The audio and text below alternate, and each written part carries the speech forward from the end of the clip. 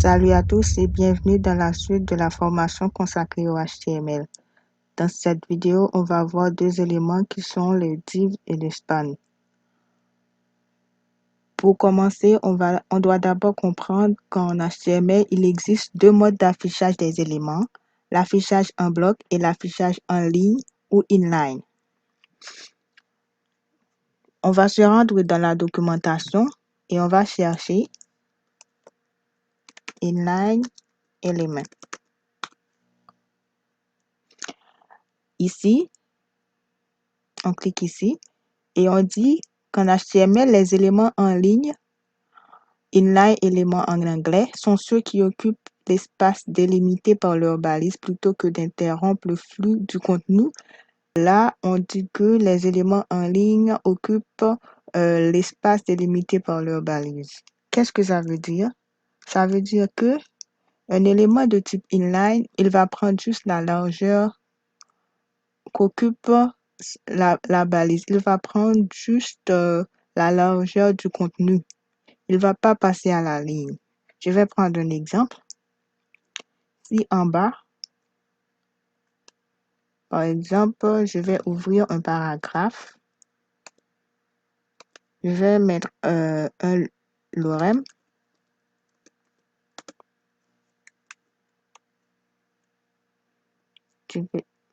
Je vais dans mon navigateur et vous voyez que ici, on a un paragraphe qui n'a rien du tout. Je vais ajouter deux éléments de type inline, par exemple strong, mark ou em. Si j'entoure cette partie-là d'un strong,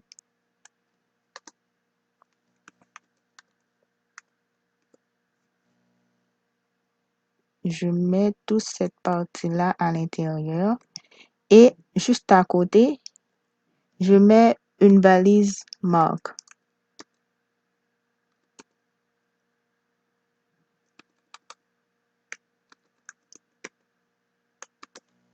Et j'entoure cette partie-là de mark.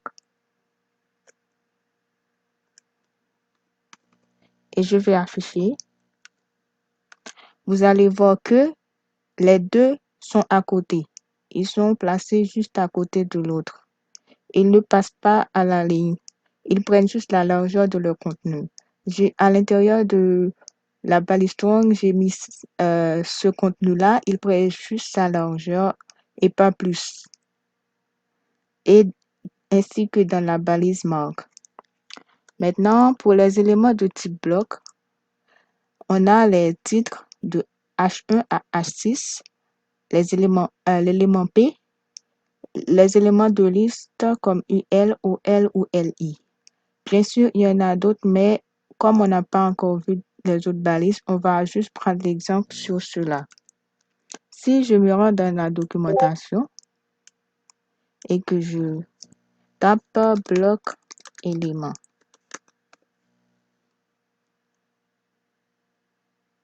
je prends ça et on nous dit que les éléments de bloc forment une catégorie d'éléments HTML, Hypertext Markup Language, en opposition aux éléments de ligne. Leur caractéristique principale réside dans le fait qu'ils sont séparés par un saut de ligne avant et après l'élément, créant ainsi un bloc de contenu. On peut en quelque sorte les représenter comme des blocs empilés les uns sur les autres. Ce faisant, ils prennent la largeur de leur conteneur. À la différence des éléments de type inline, les éléments de type bloc ne vont pas prendre juste la largeur de leur contenu. Ils vont prendre la largeur de la page par défaut. Par exemple, si j'ajoute un titre ici, j'ajoute un titre H3 et je mets un titre H3. Et juste à côté, je mets un titre H5. Vous voyez que dans le code, ils sont placés l'un à côté de l'autre, comme pour les balises strong et mark. Maintenant, si j'affiche, vous allez voir qu'ils ne vont pas se placer l'un à côté de l'autre, mais qu'ils vont passer automatiquement à la ligne. C'est ce qu'on appelle des éléments de type bloc. Ces éléments-là, ils ont une largeur par défaut qui sont égales à la largeur de la page. Mais à la suite, dans le langage CSS, on pourra les redimensionner, contrairement aux éléments de type inline. Je vais vous montrer un outil qui s'appelle l'inspecteur. Cet inspecteur, il est accessible dans le navigateur si on fait un clic droit et qu'on clique sur inspecter. Là, on voit que, attendez, je vais le mettre en dessous. Ici, il nous affiche le code source de la page avec tout notre code. Vous voyez ici, on a tout ce qu'on a écrit dans notre éditeur de texte, il nous l'affiche ici. Et là, on pourra l'inspecter. Par exemple, à chaque fois que je passe ma souris, il va sélectionner l'élément dans le navigateur. Vous voyez, si je passe ma souris sur l'élément H1, vous voyez qu'il prend toute la largeur disponible sur la page. Le H1 aussi, le H3, la balise P et même aussi les listes. Par contre, si je passe ma souris sur les balises tronc, vous allez voir ce qui se passe ici.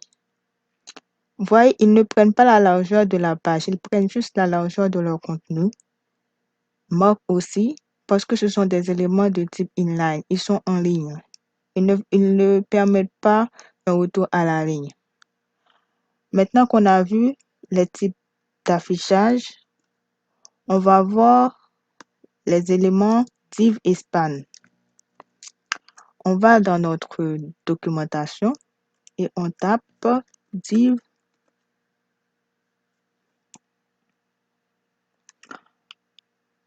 Ici, on dit que l'élément div, qui signifie division du document, est un conteneur générique qui permet d'organiser le contenu sans représenter rien de particulier. Il peut être utilisé afin de grouper d'autres éléments pour leur appliquer un style, en utilisant les attributs classe ou ID, ou parce qu'il partage des attributs aux valeurs communes telles que langue et doit uniquement être utilisé lorsqu'aucun autre élément sémantique, par exemple article ou nav, n'est approprié. Vous voyez dans l'exemple, on a un petit exemple ici. On met un div et à l'intérieur, on peut mettre d'autres balises. Le div en soi, il ne va pas appliquer un style particulier à nos textes ou à nos éléments ou au contenu. Il va permettre de diviser le document, de structurer le document. Si on peut juste ajouter des éléments à l'intérieur. Si on n'ajoute rien, le div ne va pas s'afficher. Je vais prendre un exemple. Si ici, en bas, je mets un div et que j'affiche, vous allez voir qu'ici, il ne va rien s'afficher, rien du tout, parce que c'est juste un conteneur qui permet de contenir d'autres éléments. Donc, si un conteneur est vide, il va rien afficher du tout. Par contre, si je prends mes deux titres ici, que je les place à l'intérieur,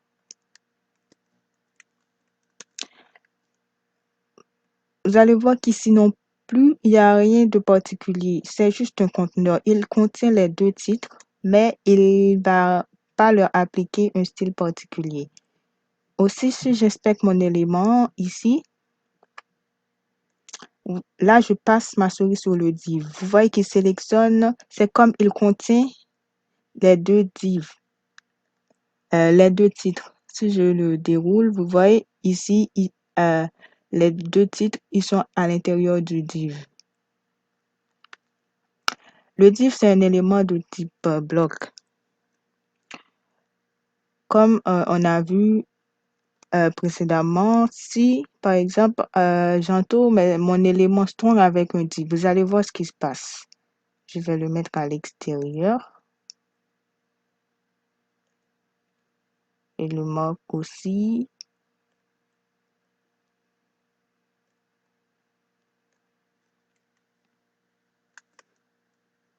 Ok, bon là, je vais entourer mon ma balise strong avec un div.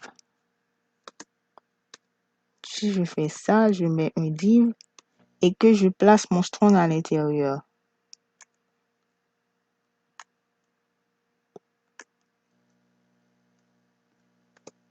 Si j'enregistre et que j'affiche, vous allez voir que le strong, il va se comporter comme un élément de type bloc parce qu'il est entouré par le div qui est un élément de type bloc. Lui, par défaut, il est un élément de type inline.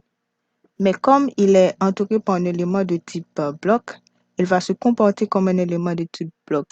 Si j'inspecte mon élément, si j'inspecte ma page, vous allez voir qu'ici,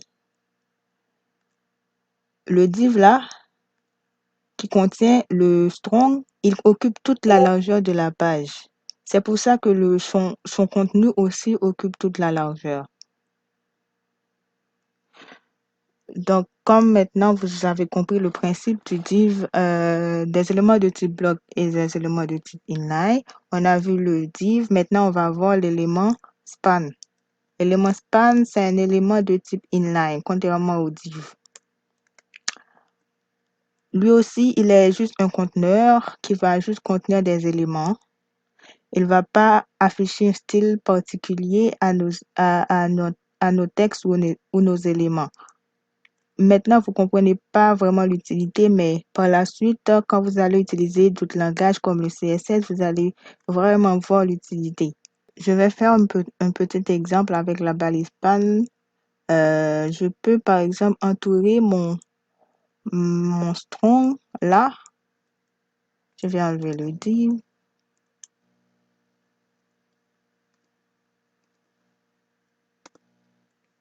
Avec une balise span. Et je vais le mettre à l'intérieur. Si j'enregistre et que j'affiche, vous allez voir que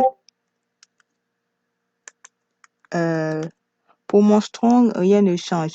Il se comporte toujours comme un élément de type inline parce qu'il est entouré par un élément de type inline. Alors que si je l'avais entouré d'un div, il se serait comporté comme un élément de type bloc. Si j'inspecte l'élément, si j'inspecte la page, vous allez voir que je vais chercher mon span. Vous allez voir que rien ne va changer du tout. C'est juste le span, comme le div, ce sont juste des conteneurs. Ils contiennent juste d'autres éléments, mais ils vont rien ajouter, rien enlever aux éléments. Donc, dans cette vidéo, on a vu c'est quoi les modes d'affichage en HTML et les deux éléments div et span. On se retrouve pour la prochaine vidéo pour la suite de la formation.